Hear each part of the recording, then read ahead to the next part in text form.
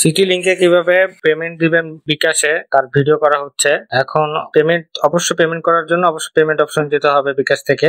Payment অপশনে পেমেন্টের যে নাম্বারটা আছে সেটা টাইপ করতে হবে 0188100090। এটা হচ্ছে সিটি লিংকের বিকাশের পেমেন্ট নাম্বার। পেমেন্ট দিতে হবে। তারপরে হচ্ছে পেমেন্ট কত টাকা পেমেন্ট করবে, এখান থেকে মনে করেন হচ্ছে আপনার বিল হচ্ছে 525 টাকা, যার 525 টাকা, যার 630 টাকা তার 630, যার 725 টাকা 725 টাকা দেবে। আমি এখন একটা স্যাম্পল কপি দিচ্ছি, সেজন্য আমি 10 টাকা দিলাম। তারপরে এখানে অবশ্যই রেফারেন্স আইডি দিতে হবে। অবশ্যই সিটি লিংকে সবাইকে এসএমএস এর মাধ্যমে সবাইকে একটা করে রেফারেন্স আইডি দেওয়া হয়।